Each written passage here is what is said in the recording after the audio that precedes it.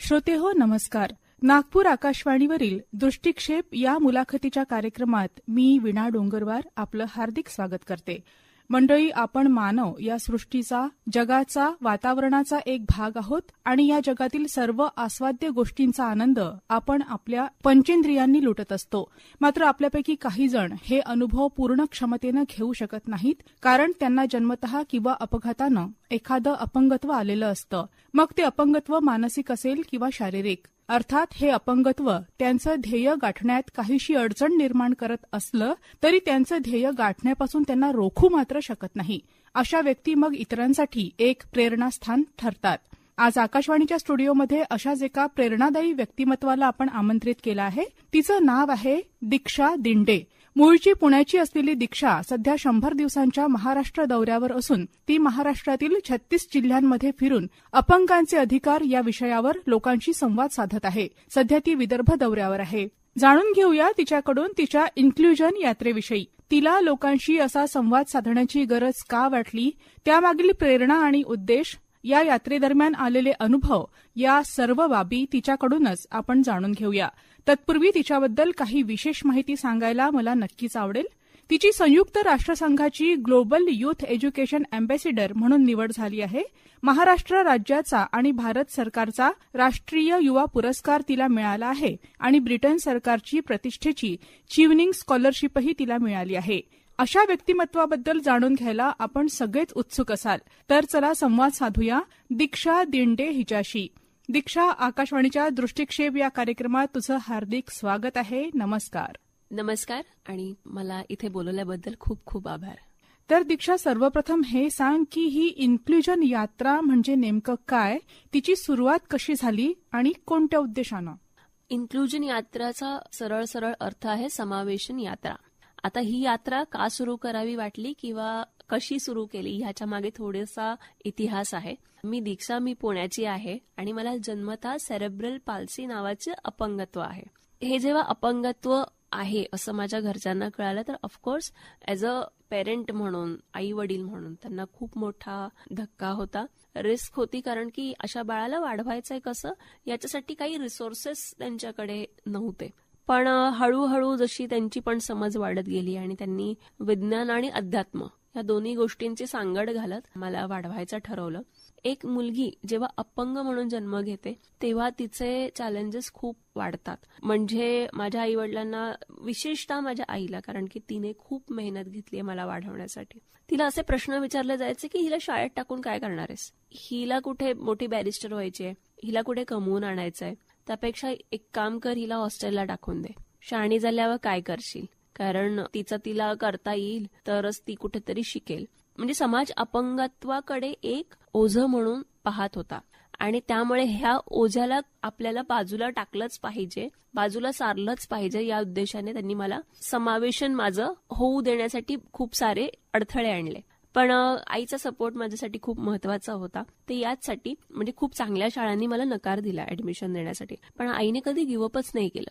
ठीक आहे, नकार आला, नकार येण्याची कारणं पण शाळांकडे व्हॅलिड होती. मी जेव्हा आत्ता मागे वळून पाहते तेव्हा त्यांनी दिलेली कारणं व्हॅलिड होती, कारण की आपलं इन्फ्रास्ट्रक्चर एवढं काही डेव्हलप नव्हतं. मी 1998-99ची गोष्ट करतेय. वॉशरूम्स नव्हते, रॅम्प्स नव्हते, लिफ्ट्स नव्हत्या. अशा विद्यार्थिनीला ऍडमिशन द्यायचं म्हणजे एक प्रकार त्यांना रिस्क होतं. मग काय करायचं, तर मी कात्रजला राहते. मग कात्रजच्या महानगरपालिकेच्या शाळेत मला ऍडमिशन मिळाली. आता ऍडमिशन मिळाली म्हणजे सगळं झालं का, तर नाही. तर लहान होते म्हणजे स्वतःच्या शरीरावर कंट्रोल नव्हता, शू ह्याच्यावर कंट्रोल नव्हता. मग ते कसं, कारण शाळेत तर बाथरूमच नव्हती, कसं सांगायचं, कोणाला सांगायचं, मला तर चालताच येत नाहीये, उठताच येत नाहीये. काही सिनियरच्या मैत्रिणी होत्या, त्या उचलून न्यायच्या, मदत करायच्या. पण किती दिवस तुम्ही सांगणार एखाद्याला, तर माझी आई काय करायची, मधल्या सुट्टीत यायची, मला घरी घेऊन जायची आणि मग पुन्हा आणून सोडायची. तर हा एक वॉशरूमचा किंवा डायटरी हॅबिट्सचा प्रश्न होता. दुसरा जो महत्वाचा प्रश्न होता तो म्हणजे जशी जशी मोठी होत गेले तशी समज वाढत गेली, तसं स्वतःच्या शरीरावरचा कंट्रोल कसा ठेवायचा हे समजत गेलं. मग काय केलं, बाथरूमला जावं लागतं ना आपल्याला, मग पाणी पिणं कमी करूयात आपण. मोठी होतीये, वर्ग वरच्या मजल्यावर आहे, शाळेचं किंवा शिक्षकांचं बरेचदा म्हणणं असं असायचं, एका विद्यार्थ्यासाठी वर्ग थोडी ना खाली घ्यायचा आहे. सिस्टीम मला ही सांगत होती, मी सगळ्यांना सरसकट दोष नाही देते इथे, सिस्टीम सांगते, सिस्टीम कशी वर्क करत होती. एकासाठी आम्ही थोडी ना ऍडजस्टमेंट करायला हवी. मग त्या एका विद्यार्थिनीसाठी वर्ग खाली येत नव्हता. मग आई विदाऊट कंप्लेंट मला वरती घेऊन जायची, मला सोडायची. पण मी म्हटलं की मी मोठी होती, माझी समज वाढतीये, माझं वय पण वाढतंय, पण माझ्या आईचं पण वय वाढतंय. पाणी तर कमी पिलंच आहे मी, का तर वॉशरूमला जाण्याचा प्रश्न नाही उरणार. पण मी जेवण पण आता कमी केलं तर माझं वजन लिमिटेड राहील. माझं वजन लिमिटेड राहिलं तर माझ्या आईला माझं ओझं नाही होणार. तिला ओझं नाही झालं तर ती मला रोज घेऊन येऊ शकेल. का तर शिक्षण हे माझ्याकडे एकच पर्याय होता. आर्थिक सुबत्ता नव्हती, पॉलिटिकल बॅकिंग तर नव्हतंच. मग काय आपल्या हातात, तर शिक्षण घेणं आहे. गंमत म्हणजे माझ्या आई वडिलांना असं वाटायचं की आपल्या मुलीला निदान 10वी शिकूयात, तिला तिचं व्यवहार ज्ञान कळायला लागलं तर खूप होईल. काय असतं, जेव्हा एक अपंग मूल जन्माला येतं तेव्हा पालकांची जबाबदारी खूप वाढते. केअर गिव्हर्सला त्यांचं पूर्ण आयुष्य द्यावं लागतं. तर तेच होत होतं. म्हणजे माझ्या आईला तिचं पूर्ण करिअर त्यागावं लागलं माझ्यासाठी. ती अंगणवाडीमध्ये काम करायची, तिला तिचे काही हॉबीज नव्हत्या, तिला सतत माझ्यासोबत राहावं लागायचं. दुसऱ्या जी मुलगी आहे, माझी बहीण आहे, तिच्याकडे बरेचदा दुर्लक्ष व्हायचं आणि ह्या सगळ्यात तिला घर पण सांभाळायचं. आणि पुन्हा असं मूल जन्माला घातलं, त्याचा दोष पण पुन्हा सिस्टीम किंवा समाज म्हणून आपण तिच्यावरच लादायचो.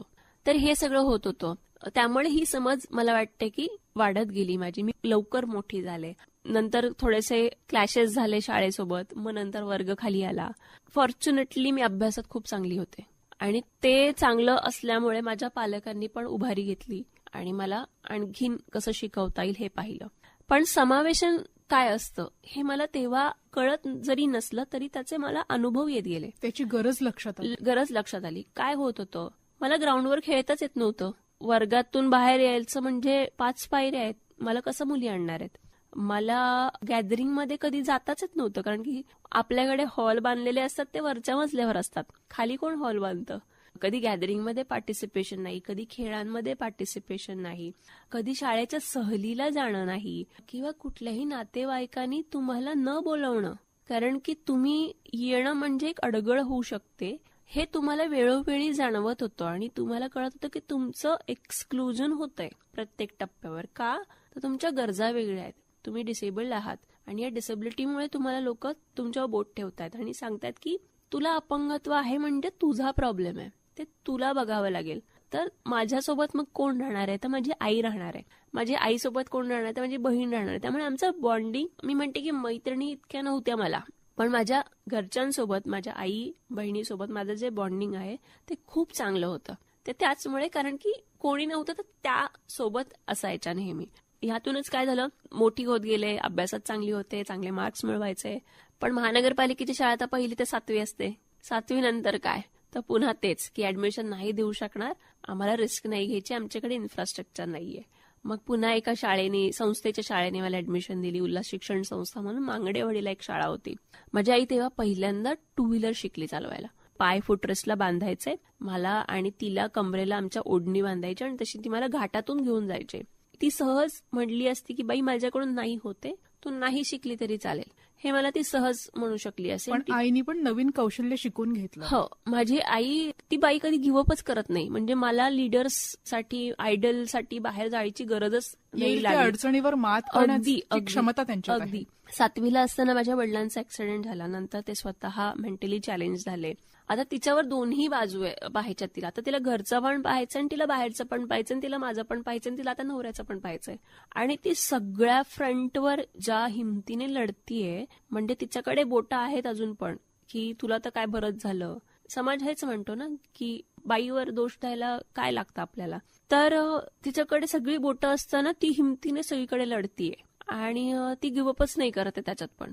सो मला असं वाटायचं की हळूहळू आपण संपलो तर एक अडचण आपल्या आईची कमी होईल.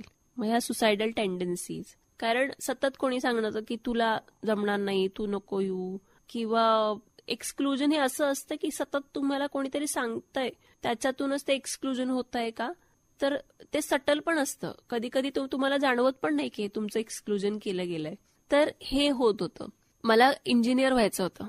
इंजिनियर का व्हायचं होतं, मी ज्या चाळीत राहते, सोनवणे चाळ, त्या चाळीत आम्ही ज्या खोलीत राहायचो त्या खोलीत एक ताई राहायची आधी. तर ती ताई खूप शिकली, इंजिनियर झाली आणि ती बँगलोरला गेली. तर माझ्या आयुष्याचं अल्टिमेट एम होतं की मी इंजिनियर वरून जर बँगलोरला गेलं तर माझे सगळे प्रॉब्लेम संपतील, मी खूप पैसे कमवेल. मग लोकांनी सांगितलं की हे अपंग हो आहेस तू, कोण तुला थोडी इंजिनियर बनता येईल. मग ठीक आहे, मग काय करायचं. मग मला आर्ट्स अँड क्राफ्ट्समध्ये फार इंटरेस्ट होता, ड्रॉइंग छान होतं.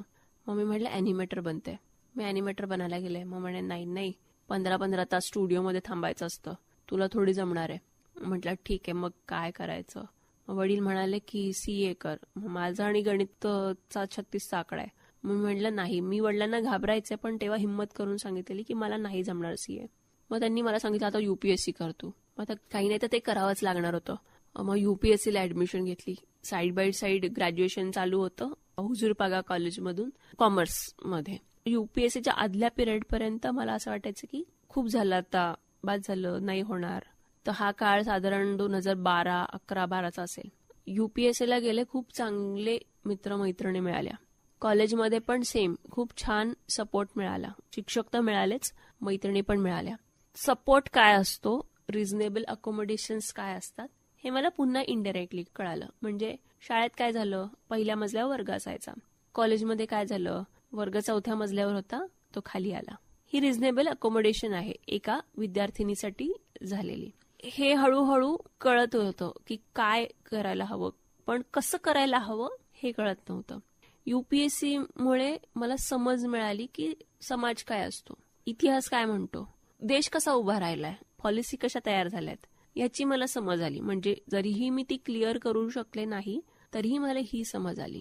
एक आयुष्यातला टर्निंग पॉइंट मग असा आला जेव्हा मी माझ्याकडे काय नाहीये, एक गोष्ट नाहीये, चालता येत नाही. मग काय आहे तर आई आहे, बहीण आहे, वडील आहे, आजी आहे, मैत्रिणी आहेत छान, मित्र आहेत छान, मला ऐकता येतंय, बोलता येतंय, दिसतंय. हे खूप आहे ना. माझा सिव्हिक सेन्स जागेवर आहे. मला काय नाही याचा विचार करण्यापेक्षा काय आहे याचा विचार करणं आवश्यक आहे हे मला कळालं. आणि मग तो प्रवास चालू झाला. प्रवास कसला होता तर स्वतःला आहे तसं एक्सेप्ट करण्याचा. ज्या मुलीवर 16 वर्ष सतत काही ना काहीतरी ट्रीटमेंट्स होत आहेत, सतत कुठे ना जा, इथे जा, तिथे जा, या वैद्याकडे जा, या देवळात जा, या मस्जिदमध्ये जा, या चर्चमध्ये जा, हे सतत कोणी ना कोणीतरी सांगतंय. आणि मग ते 16 वर्षानंतर आई म्हणते की आता बास झालं, खूप झालं, आहे तसं एक्सेप्ट करूया. म्हणजे तिला 16व्या वर्षी तिने ते एक्सेप्ट केलंय. मला एक्सेप्ट करायला वेळ लागला. तो वेळ म्हणजे माझं 21-22 वय होतं तोपर्यंत. ते झाल्यावर स्वतःच्या प्रेमात पडले. स्वतःला तुम्ही आहे तसं एक्सेप्ट केलं नाही तर तुम्ही कोणाकडून ती अपेक्षा पण नाही करू शकत. आणि मग तुमचा सतत तो व्हॅलिडेशनचा प्रवास असतो की मला कोणीतरी चांगलं म्हणावं म्हणून मी हे करते, मला चांगलं वाटतंय म्हणून मी हे केलं पाहिजे. तर ते करत गेले. UPSCमुळे काय झालं, सामाजिक क्षेत्रातली आवड निर्माण झाली. मग काय करत गेले, मग कुठे वस्तींमधल्या मुलांना जाऊन शिकवायचं, कुठे कपडे वाटप करायचंय, खाऊ वाटप करायचं, जे केल्याने चांगलं वाटतंय ते करायचं. मग अंध मुलांना रायटर देणं हा माझा पहिला एफर्ट होता, जो मी डिसेबिलिटी राईटमध्ये किंवा डिसेबिलिटी या सेक्टरमध्ये केलेला. त्याच्यामुळे काय झालं की मला नवीन लोक मिळाली, नवीन माणसं जोडली गेली, नेटवर्क तयार झालं. मग अपंग हक्क काय असतात, मी माझा प्रवास सांगते. स्वतःला एकदम कमी लेखणं, मग स्वतःमधलं अपंगत्व हे खूप स्पेशल आहे असं समजणं किंवा मग वेगळं आहे समजणं, ते मी अपंग आहे म्हणजे ती माझी आयडेंटिटी आहे. हा माझा प्रवास गेल्या 10-12 वर्षाचा आहे सामाजिक क्षेत्रातला. आणि त्याने मला घडवलंय आणि सतत अनलर्निंग, लर्निंग, रिलर्निंग करत करत करत इथपर्यंत आली. या सामाजिक क्षेत्रामुळे काय झालं की हे जे पुरस्कार आहेत हे बाय प्रोडक्ट ते मिळत गेले. पण ते मिळावेत म्हणून हे काम नाही झालं. मला असं वाटायचं की मला कसं काय रिजेक्शन मिळालं शाळेत, मला कसं काय त्रास झाला, हे नाही व्हायला पाहिजे ना कोणासोबत. आपण बोललं पाहिजे, काहीतरी केलं पाहिजे. मग ह्यातून अभ्यास वाढत गेला, ह्यातून लोक वाढत गेली आणि मग ही समज पण वाढत गेली काय करायचंय. आणि काय करायचंय पेक्षा काही नाही करायचं हे जास्त कळत गेलं. मग मी म्हटलं ना की आधी खूप वेगवेगळ्या जे चांगलं वाटतंय तेच काम करत गेले. पण जशी समज वाढत गेली तसं आपल्याला कुठल्या क्षेत्रात फोकस करायचंय हे खूप चांगलं कळत गेलं मला. मग कुठलं क्षेत्र आहे ते अपंग हक्क हे क्षेत्र आहे. आणि त्यामुळे तेच बाय प्रॉडक्ट एक चिवनिंग स्कॉलरशिप होती, त्या चिवनिंग स्कॉलरशिपवर जेव्हा युकेला गेले तेव्हा आयुष्यात पहिल्यांदा, तुम्हाला विश्वास नाही बसणार, पण मी आयुष्यात पहिल्यांदा अडथळ्याविना जगणं काय असतं हे अनुभवलंय. म्हणजे मी जर ठरवलं की मला आज ब्रायटन, म्हणजे मी जिथे राहतेय, तिथून स्कॉटलंडला एकटीने प्रवास करायचा, तर मी करू शकत होते. मी माझी बस पकडू शकत होते, ट्रेन पकडू शकत होते. मला हवं तेव्हा मी कॉफी प्यायला जायचे, मला हवं तेव्हा मी कॉलेजला जायचे, लायब्ररीत जाऊन बसायचे. काय प्रिव्हिलेज होती माझ्यासाठी. म्हणजे जे इतर सामान्य लोक आहेत, ज्यांच्यासाठी ह्या अगदी सामान्य गोष्टी आहेत, रोजच्या सरावाच्या गोष्टी आहेत, ह्या माझ्यासाठी नाही आहेत ना हो. आणि त्या तिथे मला मिळत होत्या. मी ज्या दिवशी जगातल्या 1 नंबरचा विद्यापीठ डेव्हलपमेंटसाठीचं समजलं जाणाऱ्या इन्स्टिट्यूटमध्ये शिकलीय, इन्स्टिट्यूट ऑफ डेव्हलपमेंट स्टडीज, तिथे माझं पब्लिक पॉलिसीमधलं प्रशिक्षण झालंय. आणि मी तिथल्या एका मोठ्या प्रोफेसर सोबत बसली आहे काहीतरी कोर्सवर्कचं काम घेऊन. पहिला दिवस आहे माझा युनिव्हर्सिटीमधला, कॉलेजमधला. आणि मला माझा प्रोफेसर म्हणतोय, दीक्षा तू आमच्या इन्स्टिट्यूटमध्ये आलेली पहिली व्हीलचेअर युजर आहेस. मी स्कॉलरशिपवर, या चिवनिंग स्कॉलरशिपवर भारताबाहेर गेलेली पहिली व्हीलचेअर युजर अपंग मुलगी होते. हा पण म्हणतोय की तू आमच्या कॉलेजमध्ये आलेली पहिली व्हीलचेअर युजर आहेस. आणि आम्हाला माहितीये की माझ्याकडे तुझ्यासाठी सोयी सुविधा नाहीयेत. आता हे मला डिसअपॉइंटिंग वाटायला हवं पहिलं वाक्य ऐकून, पण त्याचं पुढचं वाक्य आहे, पण तू काळजी करू नकोस त्याच्याबद्दल, मी त्यात तयार करतो, तू फक्त अभ्यास कर. मला आयुष्यात पहिल्यांदा कोणीतरी सांगत होतं की मी अपंग आहे म्हणजे माझा प्रॉब्लेम नाहीये, तर माझ्यासाठी सिस्टीम नाहीये, माझ्यासाठी सोयी नाहीयेत आणि म्हणून मला अपंग वाटतंय. हा माझ्यासाठी आय ओपनर होता. हा केवढा मोठा फरक आहे दृष्टिकोनातला, खूप मोठा फरक आहे भारतात आणि बाहेर. अगदी. म्हणजे मी जेव्हा म्हणते की मी चिवनिंग स्कॉलरशिपवर गेलेली पहिली अपंग मुलगी आहे, लोक टाळ्या वाजवतात, मला त्रास होतो. आपण 2026 मध्ये आहोत. म्हणजे मी जेव्हा स्कॉलरशिप मिळाली 22 साल होतं आणि तेव्हा पहिली मुलगी स्कॉलरशिपवर बाहेर जाते हो. म्हणजे इतर स्कॉलरशिप्सवर गेलेल्या मुली असतीलही. एक मुलगी आहे दिल्लीची, ती ऑक्सफर्डला गेलेली होती. पण प्रश्न आहे ना की का 2-3च जात आहेत, का नाही जाऊ शकत आहेत रोज, प्रमाण का कमी आहे. 2011 सालची जेव्हा आकडेवारी बघितली ह्याच रिसर्चमुळे, आकडेवारी अशी सांगत होती, एकूण भारतातल्या लोकसंख्येपैकी 11 सालच्या जनगणनेप्रमाणे 2.68 कोटी लोक, म्हणजेच एकूण लोकसंख्येच्या 2.2% लोक अपंग आहेत. आणि तेव्हा अपंगत्वाचे फक्त 7 प्रकार होते 1995च्या कायद्यानुसार. आणि आजच्या घडीला 1995चा कायदा गेलाय, 2016चा कायदा आलाय आणि अपंगत्वाचे प्रकार 7 वरून 21 झालेत. 2.68 कोटी ही लोकसंख्या नाहीये. आज कमीत कमी 10 ते 15% कोटी लोकसंख्या अपंग असू शकते. आणि हे जेव्हा रिसर्च करताना कळालं तेव्हा वाटलं की एकटीच मुलगी जाते बाहेर, 2 जातील, 3 जातील, बाकीचे काय करतायत, बाकीच्यांसाठी काय सिस्टीम आहे. आणि त्याच वेळी जेव्हा परत येत होतो भारतात तेव्हा खूप वाईट वाटत होतं की हे मला पुन्हा अनुभवता नाही येणार आहे, किंवा आलं तरी नंतरच्या टप्प्यावर येऊ शकतं. कोर्स चालू असताना मला खूप चांगला जॉब लागलेला.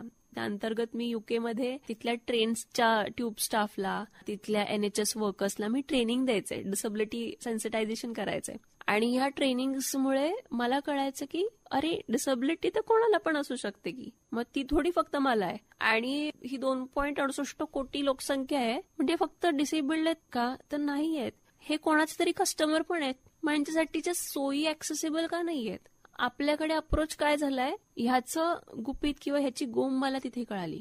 आपल्याकडे अपंग हक्क हे फक्त त्यांचेत किंवा हा प्रश्न फक्त त्यांचा आहे असं पाहिलं गेलंय. पण अपंगत्व हे तर कुठल्याही माणसाला, म्हणजे नॉन डिसेबल व्यक्तीला पण कुठल्याही टप्प्यावर येऊ शकतं. ते वयाने येऊ शकतं, अपघाताने येऊ शकतं, मानसिक धक्क्याने येऊ शकतं, डॉक्टरच्या चुकीमुळे येऊ शकतं, हिंसाचारामुळे येऊ शकतं. मग हा प्रश्न त्यांचा आहे हेच का म्हणतोय आपण. जर आपण सोयी तयार केल्या आणि त्या त्यांच्यासाठीच्या सोयी नसून हे आपल्यासाठीच्या सोयी आहेत असं म्हणून तयार केल्या गेल्या तरच ते समावेशन होऊ शकेल. पण ह्याच्यासाठी पुन्हा अडथळे 2 आहेत. इन्फ्रास्ट्रक्चरल तुम्ही बॅरियर्स कधी पण हटवू शकाल, मानसिक बॅरियर्स कधी हटवणार. मग त्याच्याबद्दल संवाद व्हायला हवा असं वाटायचं. आणि जेव्हा पुन्हा भारतात परत येत होतो तेव्हा आमचा चंद्रपूरचा एक मित्र आहे दीपक शिक्षण यात्रा करत होता त्याच्या तालुक्यात. आणि तेव्हा असं वाटलं की असं काहीतरी करायला पाहिजे. मग अमोल म्हणजे माझा पार्टनर अमोल आणि माझी अशी चर्चा व्हायची की आपल्याला काय काय करायचंय. मग अपंगत्व बोलायचंय, मासिक पाळीवर पण बोलायचंय, पर्यावरणावर पण बोलायचंय. खूप असे स्कॅटर्ड विषय होते, पण असं ठोस काही त्यातून निघालं नाही त्या चर्चेतून. आम्ही म्हणलं ठीक आहे आपण घरी जाऊन बघू. मग घरी आलो, पोटा पाण्याचा प्रश्न तयार झाला लगेच पुन्हा परत आल्यावर. आता ठीक आहे, शिकून आलोय, मग आता काहीतरी जॉब केला पाहिजे. जॉब केला, पण जॉबमध्ये म्हणावं असं काम करता येत नव्हतं. त्याचं कारण पुन्हा तेच, मला डिसेबिलिटी आहे, मला वर्क फ्रॉम होम दिलं गेलंय आणि मला परफॉर्मच करता येत नाहीये. मला जे ऍक्च्युअल करायचंय, घर बसल्या मी काय काम करणार आहे, किती काम करणार आहे, मला ते फ्रस्ट्रेशन यायला लागलेलं. कारण की मी माणसात जाणारी बोलणारी मुलगी आहे, मला ग्राउंडवर काम आवडतं, ते होत नव्हतं. पुन्हा दुसरा जॉब बदलला. त्या जॉबमध्ये म्हणावं असं सॅटिस्फॅक्शन मिळालं, पण माझा जो पे स्केल होता तो अर्ध्याच्याही अर्धा झाला आणि मला आता ते फायनान्शियल बर्डन यायला लागलं. म्हणजे मानसिकरित्या मी तिथे होते स्टेबल, पण मी फायनान्शियली खूप बर्डन येतंय मला, तर मला काय करावं कळत नव्हतं. मग पुन्हा ती जी कॉन्सेप्ट होती डोक्यात आलेली की काय करायचंय, नक्की हेच करायचंय का आपल्याला आयुष्यभर, का बदल घडवायचा आहे. तर मग बसलो, मेंटर्स आमचे जे आहेत, परेश दादा, मनोज दादा, देवयानीताई, सगळ्यांशी बोललो.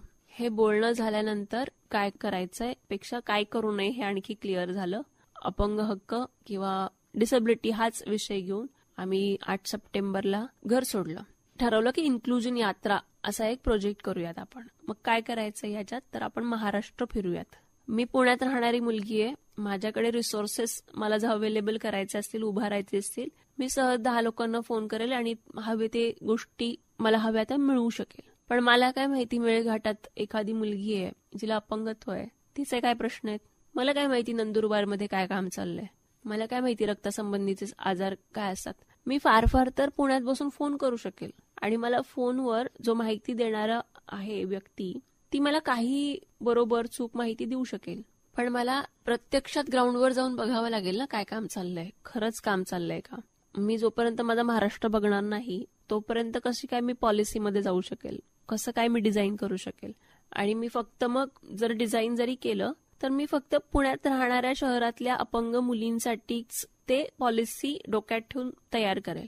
माझ्या पॉलिसीमध्ये पण समावेशन पाहिजे, माझ्या विचारांमध्ये पण समावेशन पाहिजे, म्हणून मला हे सगळ्यांचं बोलणं ऐकलं पाहिजे, म्हणून आम्ही घराबाहेर निघालो. 8 सप्टेंबरला आम्ही आमचं घर सोडलंय आणि तेव्हापासून आम्ही सतत प्रवास करतोय. जुलैमध्ये मी जॉब सोडला. आम्हाला खरं तर 2 ऑगस्टला निघायचं होतं, पण आम्हाला 2 ऑगस्टला निघता नाही आलं. आम्ही फारच एक्साइटमेंटमध्ये ती डेट अनाऊन्स केलेली होती, पण नंतर कळालं की खूप काही तयारी करावी लागते आणि विशेष म्हणजे आमच्याकडे गाडी नाहीये. तर 8 सप्टेंबर रॅन्डमली कॅलेंडर बघून साक्षरता दिन आहे म्हणून काहीतरी असं चांगला दिवस बघायचा असतो, तर तसा आम्ही मुहूर्त असे बघतो. तर साक्षरता दिन बघितला, 8 सप्टेंबरला अनाऊन्स केला आता आम्ही निघणार आहे, पण पुन्हा तेच म्हणते गाडी नव्हती आमच्याकडे. मग आमच्या एका मैत्रिणीने आणि मित्राने 6 तारखेला आम्हाला गाडी दिली आणि ती गाडी घेऊन, टाटाची सुमो घेऊन आम्ही तेव्हापासून प्रवासाला निघालोय. आज साधारण 80-85 दिवस झालेत आम्हाला ऑन पेपर म्हणजे वर्किंग डेज. आणि नॉन वर्किंग डेज जर बघितलं तर ते 100-110 झालेत काहीतरी. आणि आम्हाला इनिशियलला म्हणजे सुरुवातीला 100 दिवसांचीच यात्रा करायची होती. म्हणजे आमचं ते टार्गेट कधीच अचीव्ह झालंय. 22 जिल्हे झालेत आमचे. साधारण अजून 30-35 दिवसांचा प्रवास आमचा बाकी आहे. आणि हे सगळं आम्ही दोघं तर करतोच आहे, पण हे सगळं शक्य झालंय जे ज्ञात अज्ञात लोक आहेत ज्यांनी आम्हाला या यात्रेसाठी मदत केली आहे, त्यांच्यामुळे हे शक्य झालंय. कारण लोकसहभागाशिवाय शक्य नव्हतं कुठलीही एवढी मोठी मुव्हमेंट चालवणं. एक छोटासा किस्सा सांगते. आटपाडीतल्या एका शाळेत आम्ही गेलो होतो. बोंबेवाडी नावाचं गाव आहे. निवासी मुलांची शाळा आहे. एकल पालकांची ती मुलं आहेत, काही ऊसतोड मजुरांची मुलं आहेत. आणि या शाळेत जेव्हा गेलो, सत्र झालं, खूप सुंदर सत्र झालं. आणि तिथल्या शिक्षकांशी बोलवतं. सर म्हणाले की मॅडम सगळं ठीक आहे, पण हे चालवतोय कसं. यात्रेचा काहीतरी 10वा का 12वा दिवस होता. म्हणलं सर आम्ही क्राऊड फंडिंग करतोय. बरं म्हणे ठीक आहे, मग आम्ही दिलं तर चालेल का. म्हणलं सर तुम्हाला द्यायचं असेल तर तुमची इच्छा आहे, ठीक आहे म्हणे, मी देतो, शिक्षकांना पण सांगतो आणि विद्यार्थ्यांना पण सांगतो. म्हणलं सर विद्यार्थ्यांना नका सांगू, कारण जागोजागी जाऊन आम्ही बोलतोय. म्हणजे प्रत्येक दिवशी साधारण 2-3 शाळा आमच्या होत असतात, शाळा कॉलेज, जी लोक दिसतील त्यांच्याशी आम्ही बोलत असतो अपंगत्व या विषयावर. पण म्हटलं सर विद्यार्थ्यांकडून पैसे नका घेऊ, कोणाची परिस्थिती असते नसते आणि पैसेच मिळवायचेत हा आमचा उद्देशच नाहीये, आम्हाला फक्त चर्चा करायची, संवाद साधायचा. मला म्हणे मॅडम तसं नाहीये हो, आमच्या मुलांकडे भलेही 1 रुपया असेल पण घासातला घास त्यांना देता आला पाहिजे, ह्याची आम्हाला त्यांना जाणीव करून द्यायची असते नेहमी, म्हणून आम्ही असं करत असतो. म्हणलं सर आम्ही तर त्याला सपोर्ट नाही करणार, तुमच्या हिशोबाने बघा तुम्हाला काय योग्य वाटतं. तोपर्यंत सरांनी सगळ्या वर्गांमध्ये मेसेज पाठवलेले होते. मुलांनी अक्षरशः 1-1 रुपया आम्हाला दिलाय आणि एका मुलीने 3 चॉकलेट्स हे दिलेत आम्हाला. आणि त्याच्याही पेक्षा सर्वात मोठी देणगी आम्हाला काय मिळाली आहे तर 6 क्रीम रोल. एक मुलगा प्रसाद नाव होतं त्याचं, रडत रडत आला आणि म्हणला हे घ्या, माझ्याकडे काही नाहीये पण हे माझे क्रीम रोल. मग त्याच्यात खाऊच्या पैशातून घेतले असतील किंवा त्याला कोणीतरी दिलं असेल, पण त्याच्याकडे जे आहे ते त्यांनी आम्हाला दिलं आणि त्यांनी पण आम्ही समृद्ध झालो. आणि हे त्याने का केलं, कारण की त्याला असं वाटत होतं की त्याच्या घरात जे कोणी व्यक्ती आहे, जी घरातच आहे, जिला अपंगत्व आहे आणि तिला घरातून कधीच बाहेर नाही जाता आलं, त्याला असं वाटत होतं की कोणीतरी त्यांच्यासाठी हे करतंय, त्यांच्यासाठी हे बोलतंय. असे खूप सुंदर अनुभव आहेत का. 2 शाळा समोरून पुढे आल्या आणि त्यांनी ऍक्सेसिबिलिटी ऑडिट केलं. म्हणाले की आज नाही येत आमच्याकडे विद्यार्थी, पण भविष्यात कधीतरी येतील. आमचा एक मित्र आहे लकी खिलोसिया म्हणून, तो इतकं सुंदर वाक्य बोलला, आपल्याकडे झाड नाहीये म्हणून पक्षी येत नाहीयेत, आपण झाड लावलं पाहिजे तेव्हाच पक्षी येतील. आणि असा सुंदर अनुभव, असा हा प्रवास, हा इन्क्लुजन यात्रेचा त्याने आम्हाला समृद्ध केलं. आणि अशी ही इन्क्लुजन यात्रा आहे ज्यात आम्ही रोज लोकांशी बोलतोय. म्हणजे आपला आज आत्ता चाललेला संवाद, आपल्या श्रोत्यांसोबत चाललेला संवाद, हा सुद्धा त्या यात्रेचा एक भाग आहे. मी आता तुला हेच विचारणार होते की इन्क्लुजन यात्रेमध्ये तू तुझा विषय कोणकोणत्या माध्यमातून आणि कशा पद्धतीने लोकांपर्यंत पोहोचवतेस. तर आम्ही काय करतो, त्या भागात आमचा कोण ओळखीचा व्यक्ती आहे का हे आधी पाहतो. त्या व्यक्तीच्या ओळखीत कुठली शाळा आहे का, कॉलेज आहे का, संस्था आहे का, किंवा छोटासा कम्युनिटी ग्रुप आहे का, हे आम्ही पाहतो. आणि असं काहीच स्वरूप नाहीये. फक्त आम्ही काय केलंय, प्राथमिकच्या मुलांशी बोलताना आम्ही फक्त गोष्टी सांगतोय, माध्यमिकच्या मुलांशी बोलताना आम्ही ऍक्टिव्हिटीज घेतोय. आणि ह्याचं स्वरूप काय तर त्यांच्याशी बोलताना आम्ही स्पेसिफिकली बुलिंग आणि हॅरॅसमेंटवर बोलतोय. कारण मुलांमध्ये हे गैरसमज प्रचंड प्रमाणात असतात. एखाद्याच्या शारीरिक कमतरतेवरून टिप्पणी करणं, त्यांचं समावेशन न होऊ देणं, हे त्या वयात सुरू होतं. जेव्हा मला सपोर्ट मिळतो ना, मला माझ्या आजूबाजूला मुलं असतात, मुली असतात जी मला मदत करतात, तेव्हा ही मुलं पण खूप वेगळ्या प्रकारे, खूप चांगल्या प्रकारे ग्रो होतात. आणि माझ्यामध्ये पण तो आत्मविश्वास वाढायला लागतो की मी करू शकते. माझ्या बाबतीत ते झालंय. मला हा सपोर्ट खूप इनिशियल लेवलला मिळाला म्हणून मी ग्रो झालीय. तर हे मुलांमधले गैरसमज दूर करण्याचं काम आम्ही पहिल्यांदा करतो. मी एक ऍक्टिव्हिटी घेते ज्यात मी खूप निगेटिव्ह गोष्टी इमॅजिन करायला लावते. आणि ते जेव्हा निगेटिव्ह गोष्टी आम्ही इमॅजिन करतो बसून 5 मिनिटं, आणि ते जे अडथळे अनुभवतो, at the end of that activity आम्ही सांगतो की हे अडथळे तुम्ही 5 मिनिटं अनुभवले ना, हे अपंग लोकांचं आयुष्य आहे. आणि त्यानंतर मुलांचं रिॲक्शन पूर्ण बदलते, मुलांची वागणूक बदलते, मुलांची नाही शिक्षकांची पण बदलते. मला अक्षरशः एक शिक्षिका म्हणाली की मी इथून पुढे मंद हा शब्द नाही वापरणार कधी मुलांना. आम्ही मुलांना सांगतो की अपंगत्वावर आधारित शिव्या नाही द्यायच्यात आपल्याला. आंधळ्या, पांगळ्या, लंगड्या, मुक्या, बहिऱ्या, बॅटरी हे वाईट शब्द आहेत. तुम्ही कसं काय बॉडी शेमिंग करताय, चुकीचं आहे ना. आपल्याला हे कोणी सांगितलंच नाहीये, त्यामुळे आपल्याला कळत नाहीये. आणि ते एज्युकेशन द्यायचं काम, ते मूल्य शिक्षण रुजवायचं काम आम्ही करतोय या माध्यमातून. पण आता त्याच्यापेक्षा थोडे मोठे ग्रुप्स असतील, कॉलेजची ग्रुप्स असतील, तर त्यांच्यासोबत काय करतोय, तर समजा सिव्हिल इंजिनियर्स असतील, तर मी सिव्हिल इंजिनियर्स सोबत सिव्हिल डिपार्टमेंट कसं काम करायला पाहिजे, बिल्डिंग स्ट्रक्चर कसं व्हायला पाहिजे, ह्याच्यावरच बोलते. कारण की मी बाय प्रोफेशन ऍक्सेसिबिलिटी कन्सल्टिंग मध्ये आहे. आणि मला काय पाहिजे, माझं इन्फ्रास्ट्रक्चर जर दुरुस्त झालं तर मी बाहेर पडेल, तर मी माझ्या पूर्ण क्षमतेने सगळी कामं करू शकेल. मग हे कोण करणार आहे, तर आर्किटेक्ट्स करणार आहेत, सिव्हिल इंजिनियर्स करणार आहेत. म्हणून त्यांचा संवाद त्यांच्या सिलेबसशी निगडीत असतो माझा. लॉ स्टुडंट असेल तर अपंग हक्क कायदे काय म्हणतात, तुम्ही त्याच्याकडे कसं पाहिलं पाहिजे, काय सर्व्हिसेस दिल्या पाहिजेत, हे सगळं त्याच्या माध्यमातून आम्ही बोलतो. शिक्षकच असतील फक्त, तर इन्क्लुझिव्ह एज्युकेशन काय आहे, सर्वसमावेशक शिक्षण आपण म्हणतो, पण खरंच त्याच्यावर आपण प्रयत्न करतो का. स्पेशल एज्युकेटर नक्की काय करतो. समजा एखादी ग्रामपंचायत असेल बोलायला, तर ग्रामपंचायतीचा 5% निधी कसा खर्च करावा, काय करावं, ह्याच्यावर आम्ही संवाद साधतो. ज्या घरी आम्ही थांबतो त्या घरी 2 तरी लोक असतील, 1 तरी असेल, आणि त्या एका व्यक्तीशी केलेला संवाद देखील आमच्यासाठी महत्वाचा आहे, असा आम्ही संवाद करत निघालोय. कधी कधी असं होतं की दिवस 6ला सुरू होतो, रात्री 12ला संपतो, एवढं पॅक्ड शेड्यूल असतो. कारण लोकांना वाटतं की तुम्ही आलाय ते इथे पण गेलं पाहिजे, तिथे पण गेलं पाहिजे. खूप हेक्टिक दिवस असतो. कधी कधी करायला काहीच नसतं. मग तेव्हा काय करायचं? मग तेव्हा फक्त त्या आजूबाजूच्या परिसरात एक चक्कर टाकायची. तिथे काय केलं गेलंय, रस्ते कसे बांधले गेलेत, इमारती कशा आहेत, सरकारी कार्यालय कशी आहेत, हे फक्त ऑब्झर्व्ह करायचं. ते करणं पण अभ्यास आहे.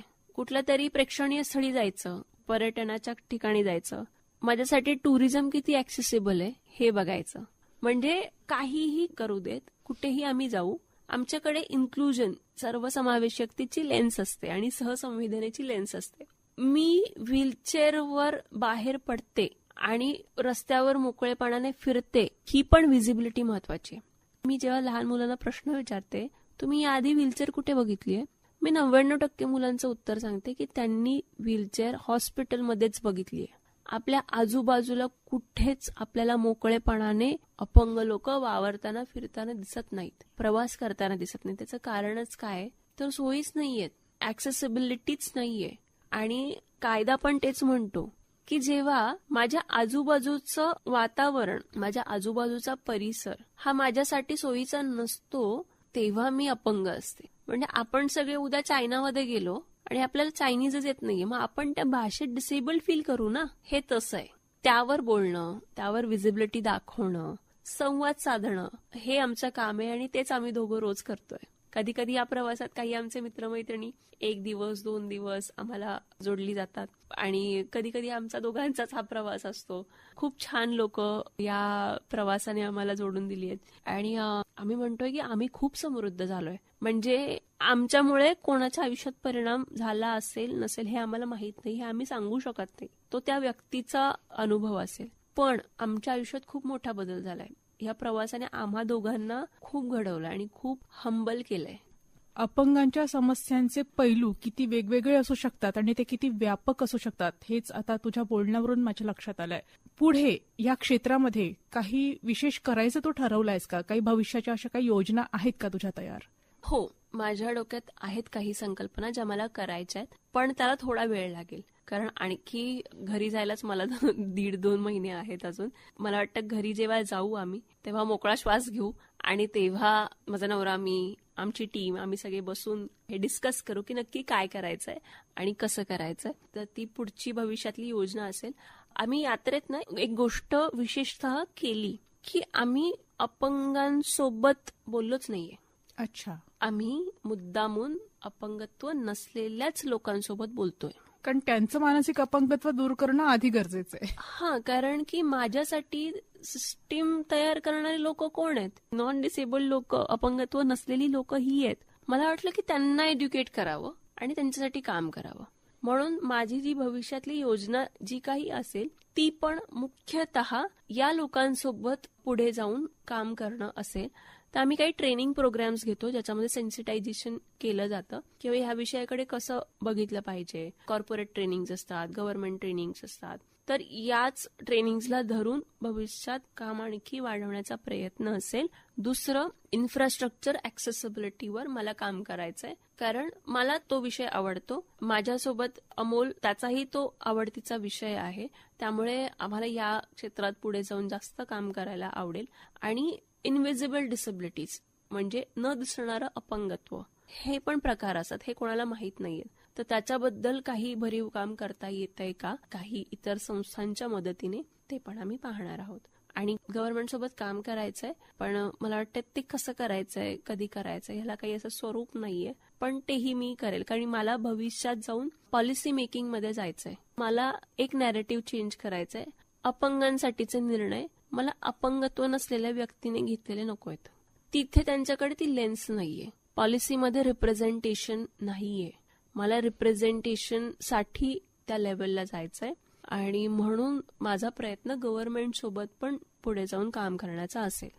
अपंगांचं सर्वसमावेशन व्हावं असं तू म्हणतेस, तर त्या संदर्भात तू आमच्या श्रोत्यांना काही आवाहन करू इच्छितेस का किंवा काही संदेश देऊ इच्छितेस का?